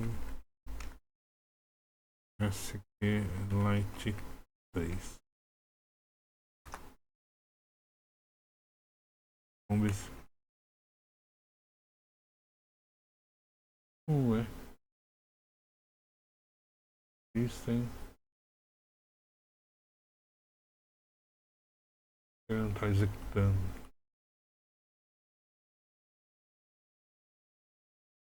Faltando alguma coisa. Deixa eu ver se eu copiei tudo.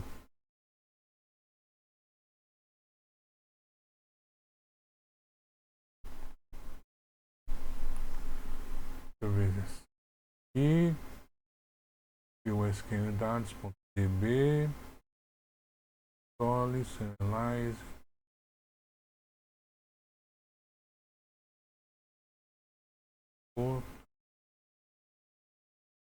it.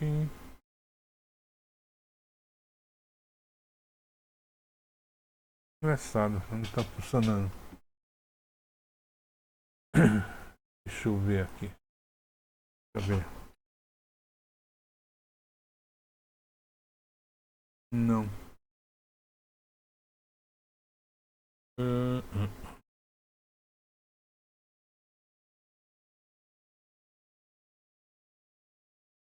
Engraçado, ele tá rodando, mas não tá apresentando a página. Por quê?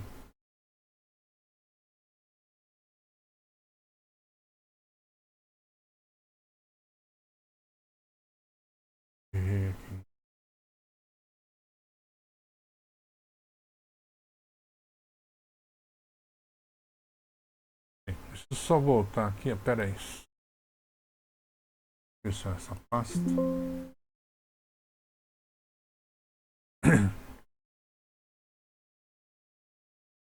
Vou abrir uma pasta onde eu tenho um programa que eu tinha testado.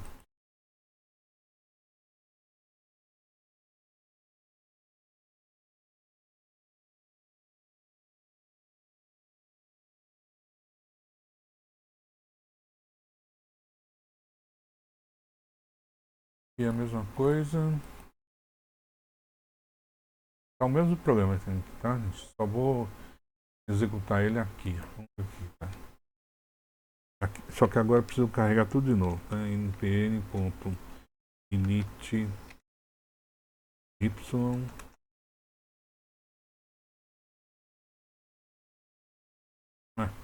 de novo, tá? Tem que trocar o packet aqui.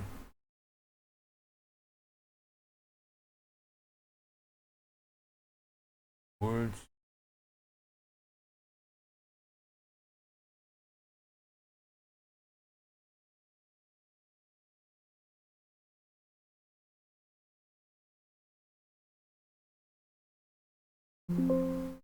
Yeah.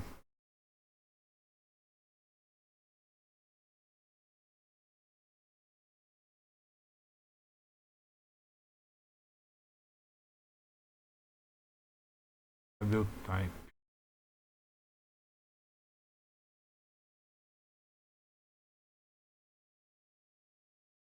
Aqui, ó.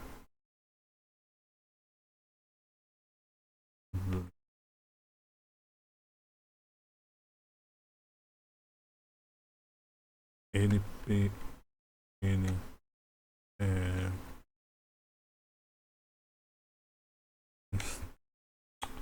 npm.install sql.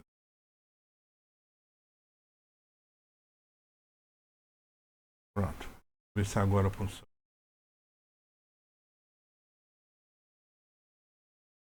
Node server.js. Agora sim, ó. Tá vendo aqui, ó? Ele tá dizendo aqui, ó, servidor rodando HTTP, localhost 2.3000, tá? Ele já está conectado ao banco de dados SQL. Então, ó, eu vou abrir uma página, por exemplo, aqui, ó. Né? Por exemplo, ó, eu trouxe uma página web aqui. Estou escrevendo aqui, ó, localhost 2.3000, tá? Vou dar um enter. Olha aí, ó. Tá? Então, ó, lista do usuário no SQLite, tá? ID 1, nome João da Silva. ID 2, nome Maria Souza. Tá? Eu vou, né, só apagar aqui. Vou fazer o seguinte, ó. Eu vou apagar esse arquivo, esse banco de dados aqui, ó. Vou deletar ele. Sim, tá? Ele tá travado. Tá. É que tem que encerrar, né, gente, ó. O banco de dados ainda tá rodando. Então, Ctrl C. Tá, agora sim. Então, vamos ver. Pronto, agora apagou, tá? Então, o banco de dados, né, eu apaguei ele e vou rodar de novo, né, essa mesma aplicação. Lembra que nesse caso, ó, se o banco de dados, né, não existe, ele vai criar e vai colocar um registro só, tá? Aqui, né, ó. Lembra que ele aqui, ó, get select count tal. Não, aqui, ó. Então, ó, create table if not exist, tá? A tabela existe, mas ela não tem mais nenhuma informação que acabei de apagar ele, né? Então, ali, vamos rodar o servidor de novo. Então, ó, ele rodou, né? Um arquivo, ó, o arquivo está criado, ó, ASDB. Tá vendo? Só tem um usuário, ó, é o Ana aqui, tá? Vamos rodar esse cara de novo. Vamos criar ele aqui, ó. Vamos dar um clique. Aí, ó, tá? Pedi nome Ana. Ok, gente, né? Não sei porque que deu errado naquele arquivo lá. Eu copiei do mesmo jeito, né? Tá? Então, ó, já deu para a gente ver, né, que dá para a gente trabalhar com SQLite, né, para a gente montar esse banco de dados. Tá?